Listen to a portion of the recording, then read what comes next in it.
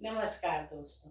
आज हम कारक के बारे में जानेंगे कि कारक क्या होते हैं और कैसे प्रयोग में लाए जाते हैं। कारक व्याकरण में बहुत इम्पोर्टेंट होते हैं।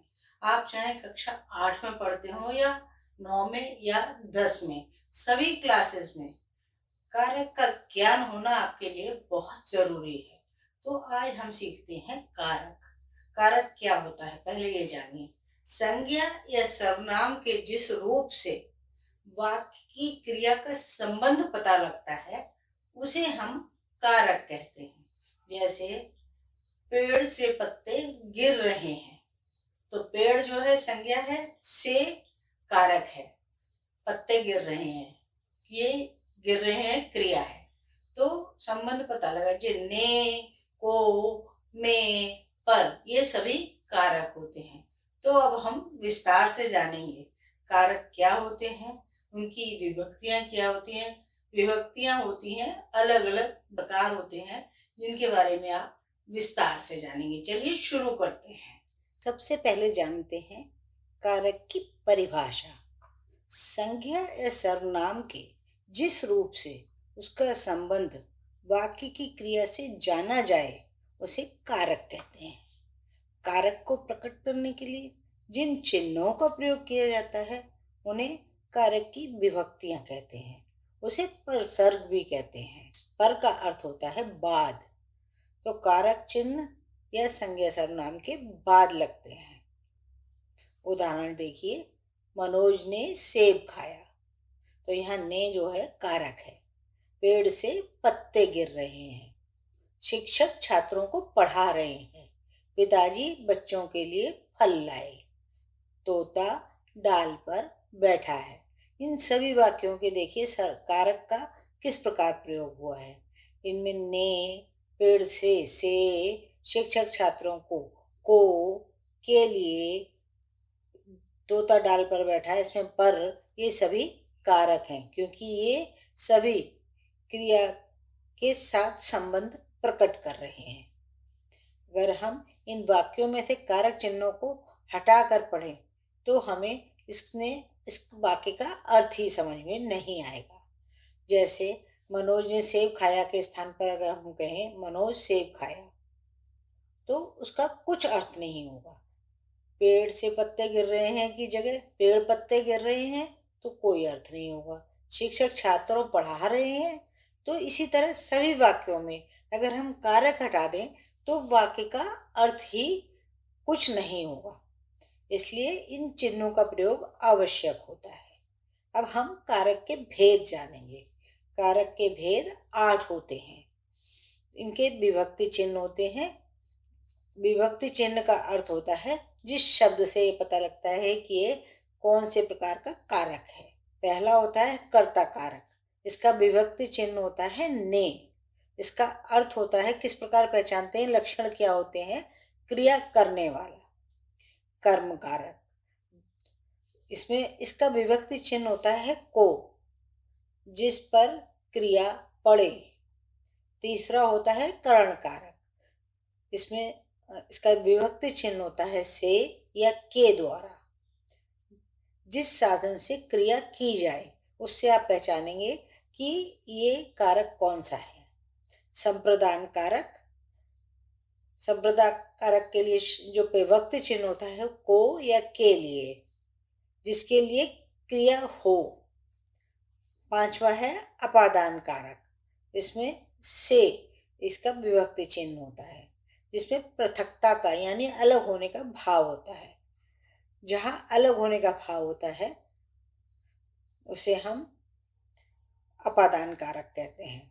संबंध कारक, संबंध कारक होता है का, की, के या रा, री, रे, जिससे संज्ञा के अन्य पदों से संबंध ज्ञात हो। अधिकरण, अधिकरण कारक होता है में और पर।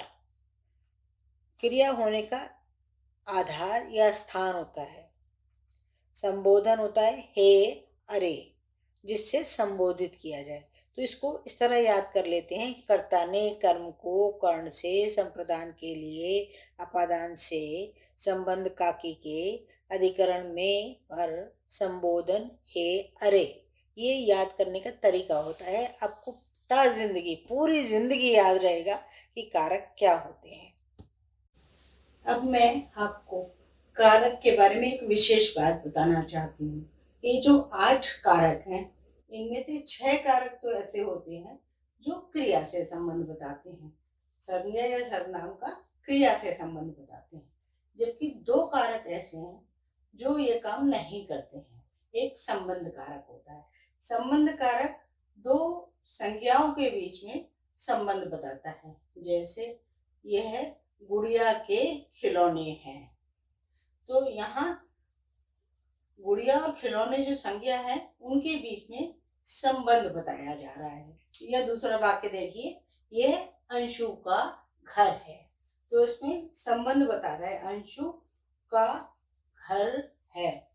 तो अंशु और घर के बीच में संबंध बता रहा है, तो ये का जो है संबंध कारक है, लेकिन इसका क्रिया से संबंध नहीं बताया जा रहा है। एक होता है संबोधन। संबोधन भी क्रिया से संबंध नहीं बताता है। चलिए आगे शुरू करते हैं, इन सभी विभक्तियों को विस्तार से जानते हैं। अब हम सीखेंगे ये कारक के विभक्तियों के बारे में विस्तार से। सबसे पहली विभक्ति होती है कर्ता कारक, जिसका अर्थ होता है काम करने वाला।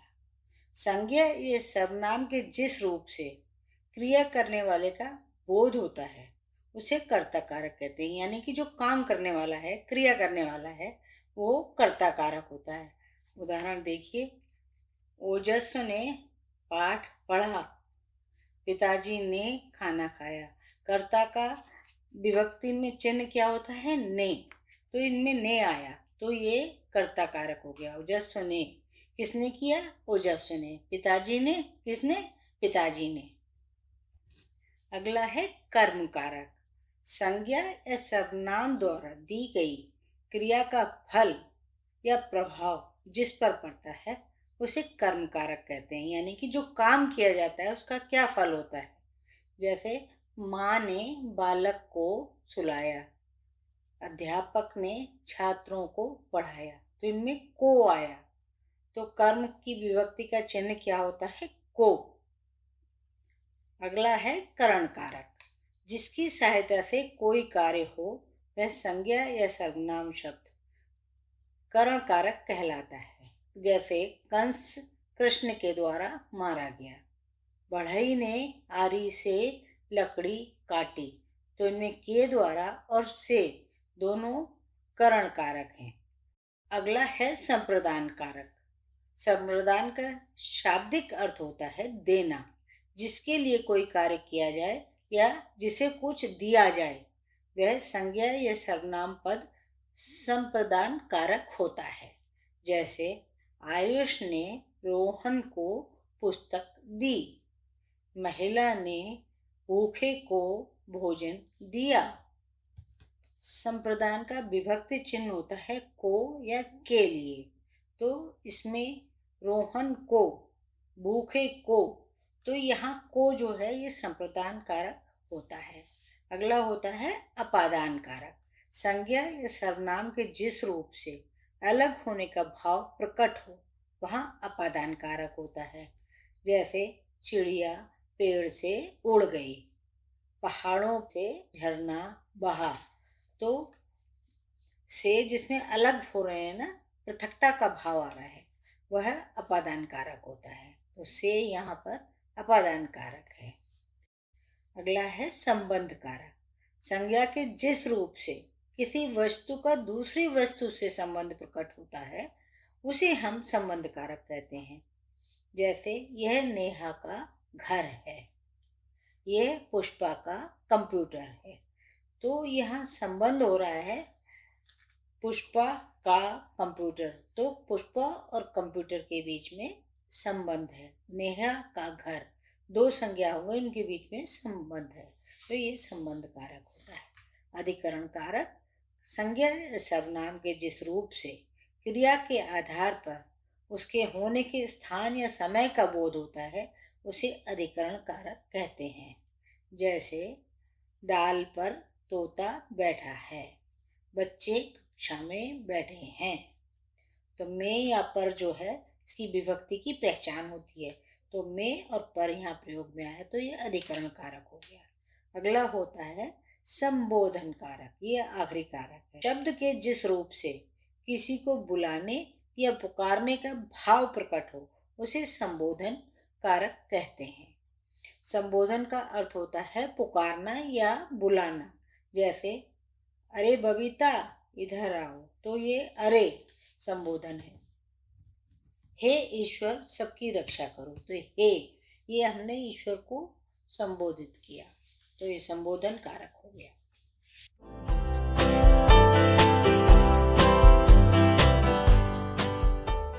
अब आप सोच रहे होंगे कि कर्म कारक और संप्रदान में दोनों में ही को का प्रयोग किया जाता है, तो दोनों में अंतर कैसे पता लगेगा। उदाहरण देखिए, मैंने नेहा को पुस्तक दी, मैं रजत को समझाऊंगा। मैंने नेहा को पुस्तक दी, ये संप्रदान कारक है क्योंकि यहाँ वाक्य में देने का भाव है। और दूसरा मैं रजत को समझाऊंगा, ये कर्म कारक है क्योंकि यहाँ पर समझाने का क्रिया का फल रजत पर पड़ रहा है। अब करण कारक और अपादान कारक में भी अंतर जान लीजिए। दोनों कारकों में विभक्ति चिन्ह से होता है लेकिन दोनों में अंतर होता है। जैसे वह कलम से लिखती है।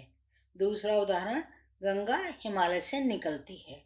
तो पहले वाक्य में देखिए कलम से क्रिया की जा रही है, तो ये कलम लिखने की क्रिया का साधन है, अतः ये करण कारक हो गया। दूसरे वाक्य में पृथक होने का भाव है, अतः ये से अधिकरण कारक हो गया।